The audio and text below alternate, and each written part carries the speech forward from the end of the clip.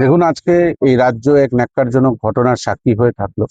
আজকে সবাই জানেন যে আমাদের ত্রিপুরা প্রদেশ যুব কংগ্রেসের পক্ষ থেকে একটি বিক্ষোভ কর্মসূচির আহ্বান করা হয়েছিল, এবং আমরা এই রাজ্যের যুবকদের স্বার্থে এবং নিট পরীক্ষার যে প্রশ্নপত্র বারংবার ফাঁস হচ্ছে, সেই নিট পরীক্ষার প্রশ্নপত্রর ফাঁস এবং ধর্মেন্দ্র প্রধানের আহ অতি সত্বর রেজিগনেশনের দাবি জানিয়ে আমরা যখন পুরো শহর মার্চ করে আসার পরে আরামের চৌমুহনী থেকে চিফ মিনিস্টারের আবাসনের দিকে এগোচ্ছিলাম, আমরা হঠাৎ করে দেখলাম যে একটা বিশাল বাহিনী, পুলিশ ফোর্স সেখানে দাঁড়ানো। ফার্স্ট ব্যারিকেড যাওয়ার পরে আমাদের ওপরে জল কামান ছোড়া হয়। জল কামানের পরে আমরা সেখানে রাস্তায় অবরোধে বসি, এবং আমরা দেখলাম যে জল কামান মারার সাথে সাথেই সিআরপিএফ এর যে ব্যাটালিয়ন সেখানে এসে কর্মরত ছিল, তারা এলোপাতারি যুব কংগ্রেসের প্রচুর সংখ্যক যুবক যুবতীদের ওপরে লাঠিচার্জ করেন।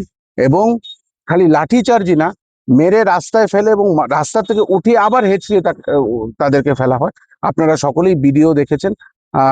সেই ইন্সপেক্টরের নাম মিস্টার রাম কুমার, যতটুকু আমাদের কাছে রিপোর্ট আছে, এবং আমরা ওনার বিরুদ্ধে একটা এফআইআর করতেছি, কারণ মহিলা যুবতী অজস্র গালি উনি দিয়েছেন। আমার বলাটা উচিত না, যেরকম এখানে উনি একটি স্টেটমেন্ট ইউজ করেছেন যেখানে আমাদেরকে বলেছেন মার ডালো, মানে আমরা কি ক্রিমিনাল না আমরা টেররিস্ট? এটা বলতে পারে না সিআরপিএফ। কিন্তু আমরা দেখেছি যে বারংবার বলার পরও আমাদের একজন যুব কংগ্রেসের এই সদর ডিস্ট্রিক্টের আমাদের সহসভাপতি, উনি হাত জোর করে বলেছেন যে মেয়েদের উপরে গায়ে হাত উঠাবেন না, কিচ্ছু ছিল না, হাত জোর করছিল, কিন্তু তাকে লাঠি দিয়ে তার বুকে মারা হয়েছে, এবং সে আজকে শ্বাসকষ্টে সে এখন জিএম হাসপাতালে ভর্তি। 3টে স্টিচ দিয়ে আমাদের আসারাম বাড়ির যুব কংগ্রেসের সভাপতি আজকে তার মাথায় স্টিচ লেগেছে। আরো মেয়েদেরকে মেরেছে। লিপি রুদ্রপাল, ওনার হাড্ডি ক্র্যাক হয়েছে।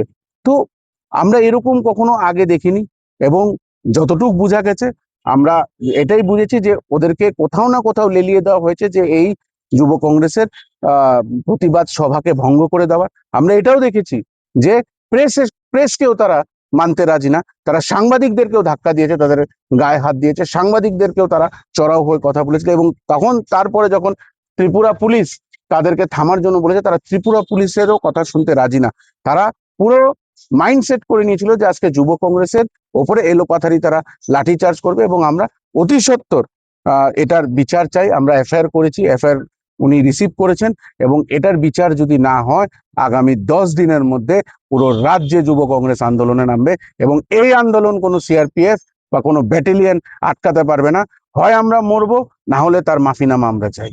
যেই তো লাঠিচার্জ করা হয়েছে, দেখুন, পুলিশের কাছ থেকে আমি কিছু নিউজ চ্যানেলের থ্রুতেই দেখেছি যে না, কোনো নির্দেশ তো দেওয়া হয়নি। আমি এখনো জিজ্ঞেস করলাম, উনিও সাফ মানা করেছেন, এবং আমাদের যে এসপি সাহেব, সেই এসপি সাহেব একটা নিউজ চ্যানেলের মধ্যে প্রকাশ্যে বলেছে যে কোনো লাঠিচার্জের কমান্ড দেওয়া হয়নি, এবং লাঠিচার্জের কমান্ড আসলেও দেওয়া হয়নি।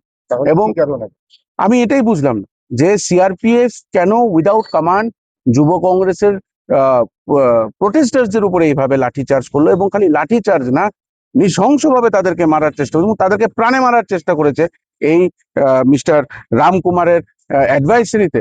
তার পুরো ব্যাটালিয়ন আজকে ত্রিপুরা প্রদেশ যুব কংগ্রেসের বিপক্ষে আজকে এই প্রতিবাদকে ভঙ্গ করার তাদের এক নীল নকশা তারা আঁকার চেষ্টা করেছিল।